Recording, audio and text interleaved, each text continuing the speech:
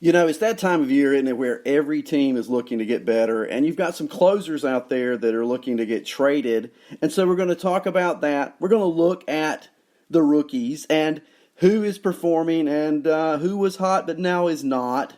You know how that goes with rookies, right? Good morning, everybody. Welcome to Arnie's Fantasy World of Sports. Happy Tuesday.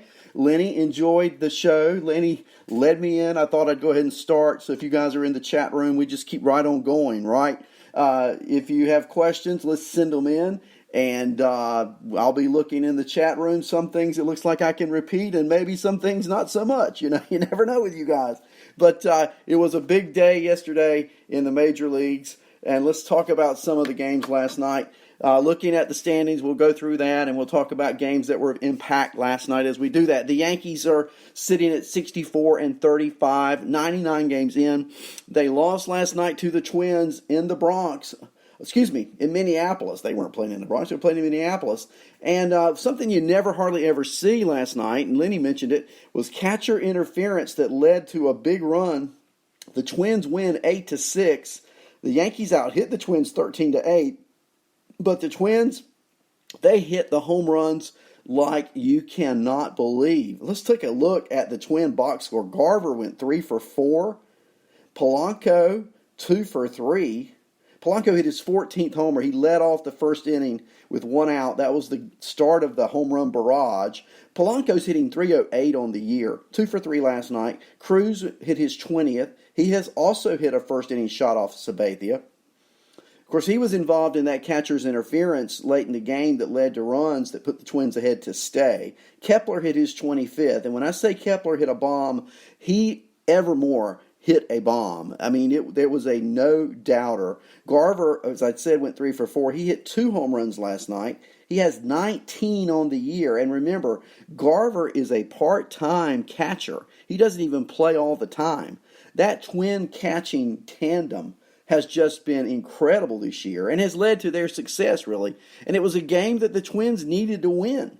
And they did. The Yankees, DJ LeMahieu, the beat goes on. He's hitting 338 for the year, going 3 for 4 last night. Urshela went 2 for 4. And how about this Tauchman kid? You know, it seems like the Yankees have 2 Rockies on their team, former Rockies, LeMahieu and Tauchman. Tauchman's been playing a lot of late. He went 3 for 4 last night. Gardner's got some kind of nagging injury, it looks like. And so the Yankees, they called Tauchman back up. And over his last 4 games, Tauchman has gone 7 for 11. Yeah, 7 for 11 over his last 4. So he's hitting just under 700 over those 4 games. He's hit a homer. He has scored 7 runs in those 4 games.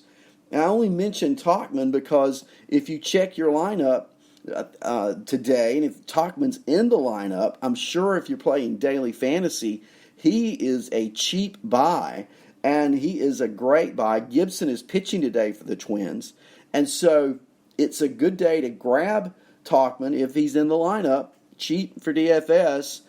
Just a little tidbit there you might want to go with. Minnesota wins 8-6. Tampa Bay playing Boston. And those 2 teams are fighting it out not only for jockeying position in the East, but also fighting it out for positioning in the wild card race. And Beach Bum mentions Ottavina. Yeah, I agree. I'm sorry I left him out, Beach Bum. I was talking about offensive players. But all 3 Rockies, you're exactly right, that they have added. The Yankees have been bonus babies this year in the Bronx. And so Colorado, of course, struggling. They've only won 3 games out of their last 15. And I bet they wish they could get some of that action back that they gave away to New York, don't you? Tampa and Boston. Okay, let's talk about that one before we look at who's in the chat room this morning. They're jockeying for position. Tampa, Boston. Boston wins last night in a big way, 9-4 over the Rays. And losing at home is not something that you typically want to do. Now, I can tell you, Tampa is a better road team than they are home team, and they showed it again last night. Boston erupts for 7 runs. The world champs were swinging the sticks last night. 7 runs in the 3rd inning. Game over. Really, game over. And if you look at that Red Sox lineup, Betts went 0 for 4. So where did the offense come from? Well, I can tell you, Devers drove in the first first two runs with a double. So I guess he gets the game-winning RBI. He's still hitting 321. Bogarts went 2 for 3. He's hitting 313. J.D. Martinez hit his 20th homer in the third inning off of Jalen Beeks. He went 2 for 5 with 4 RBIs. He's hitting 287 on the year. But here's a kid, Lenny mentioned him, Benintendi, who struggled all year, only has 8 home runs. He hit his 8th in the third inning off of Beeks last night with 2 outs. He went 3 for 5. He's hitting 266. And if Benintendi can come around, we've seen the emergence about 3 weeks ago of Jackie Bradley Jr. finally starting to hit. The Red Sox offense could be dangerous. And if you look at what Rodriguez did last night, 7 innings pitched, 2 hits, no runs, 6 strikeouts. He's starting to come around. Sale pitches today. Price pitches on Wednesday. I really could see Boston sweeping these 3 games. I mean, yeah, Beeks, he looked bad last night. He was just lobbing it in there. It was almost like home run derby kind of pitching. I mean, it was bad. So I really think Boston, if they were to sweep, hey, the Yankees have a 10-game lead over the Red Sox, but that division, as we know, is volatile. Wild card, and is it too early to talk about wild card? I don't think so. At least we know the teams who are in it. You've got 4 teams this morning within 2 games of the 2 wild card spots in the American League. So there you go. Let's take a look at the chat room. Who is with us this morning? I've got Beach Bum, Corona Cyclonus, Cam, Cha-Cha, DK Luge, Douglas Boyle, Davika Bizzle, Easy Kill, Jack Youngblood, Jim Ross, Lenny the Legend. Lenny, I'm glad you're back. I enjoyed doing the shows last week, but I enjoy listening to you and all the information. Meckert is with us. The one, the only, Phil Chapp, and Unholy Toledo. There probably are some guests, and good to have you. And if you are a guest in the chat room, how about doing us a favor? How about going and registering? We know who you are. You can get involved in the fantasy baseball discussion. And as we go through things this morning, guys, send me some questions, send me some comments. I love it. I love when you fill in the gaps that I create, okay? So I'll create a bunch of those, and I need you to pull me through. Looking at the Central, the Twins, of course, with that win over the Yankees, a big win for the Twins. They're 61-38. 99 games in, they have a 3-game lead still over Cleveland. And Clevenger pitched a whale of a game yesterday for the Indians. He's been hurt on and off. I think he's been on the IL like 3 times this year, right? Every time he comes off, though, he might struggle his first game, but then he is lights out.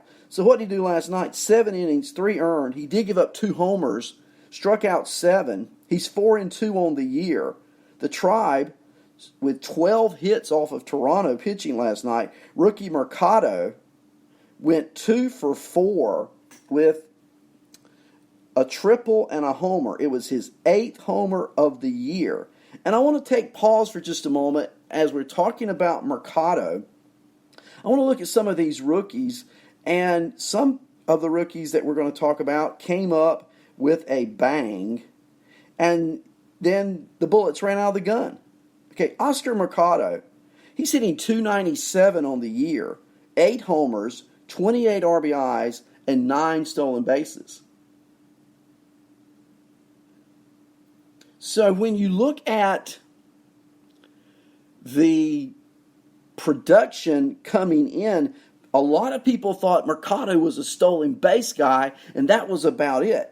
But he's shown he's got some pop in that bat. And over his last, I'm looking at his last 5 games. That's a pretty good sample, right? You got Mercado going in those 5 games. He is 8 for his last 20, 400 with a homer, with 5 RBIs, a stolen base, and 5 runs scored. Mercado hitting second in that order, and a big reason why Cleveland is back and is a dominant player in the playoff picture in the Central and in the wild card.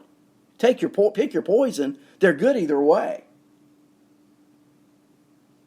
So here we go, 3 games out. Today, Minnesota entertains the Yankees again. Cleveland's at Toronto again. I'm looking for more runs for Cleveland. And that Yankee Twin game today, who knows what you're going to get? You're going to get some runs. It's Herman and Gibson, 2 right-handers. Herman 12-2 on the year, a 3.38 ERA. And Herman looked really good his last couple of starts. They shut him down for a while, probably to give the kid a break, just rest that arm, save him for this push late in the season. He came back. He's looked really good, and now we'll see how he does on the road against this Twins team. Excuse me. That's really hitting. Herman, his last 3 starts, has gone 6 innings in each of those 3 starts. He's given up 3 earned runs total. He has struck out 18. So he's looking really good on the year. 12-2, a 3.38 ERA, a 105 whip. Certainly a player that if you have him on your fantasy team, you're glad you do. You're glad to keep him. Did you trade for him? Did you get him off waivers? Probably didn't draft him this year, unless you're in a really deep league. Houston, leading the West this morning. They've now won 6 in a row. They're playing Oakland. And, do you just get the feel with the Astros that they have the ability to turn the button, the switch, on when they need to, off when they need to? Well, I guess they figured last night it was time to turn the switch on. We're playing our division rival, are the Astros. They're playing the A's. They're playing at home. Oakland has inched back in really to the division discussion. So what happens? Garrett Cole goes out for the Astros. He's the first pitcher this year to eclipse 200 strikeouts this season. What a masterpiece last night. Cole, 7 innings, 2 hits, 1 earned run, 1 walk, 11 strikeouts. He has a 3.03 ERA. Thank you, Pittsburgh, for the trade. The bullpen, Rodon and Smith, a perfect 2 innings. And the offense clicking. And the thing is, Lenny mentioned it as he closed off his show, Correa, who is hitting over 400 at AAA on his rehab, comes back Friday. He's going to play a game Wednesday and Thursday, today and tomorrow, I believe is the schedule, off Thursday, back in the lineup Friday. So now you're going to add a Carlos Correa, who's hitting the ball extremely well at AAA in his rehab, who was hitting 295 on the season for the Astros before what kind of injury? I mean, I've heard about a lot of things, but are you kidding me? You get a massage and you break a rib? I don't know who was giving that massage, but I don't want them touching me. Okay? Yeah, Chappie said at least Moran and Musgrove are serviceable. Yeah, that's... Okay, let's talk about that momentarily. Let's talk about that as I finish up my Correa conversation. But when you add Correa back to that Houston lineup, wow. And getting Moran and Musgrove for Cole, would you make that trade in reality or fantasy? I wish some of these trades that happen in reality I could pull off in a fantasy league. Hey, Chappie, I've got Moran and Musgrove on my fantasy team. I'm going to trade you those guys for Garrett Cole. Yeah, right. I'm sure I know the reaction to that one. And in some ways, don't you think that fantasy mirrors reality? But not with the Pirates. Peach Bum, you never know, right? It sounded good. I broke my rib getting a massage. Who knows? But the Pirates and the Astros in this trade, and I don't even want to start that discussion. But they're playing Oakland last night, and Garrett Cole pitches like crazy. The Astros hit like crazy. Listen to this. Altuve 2 for 3. He has his average now up to 281. And remember the time not that long ago when Altuve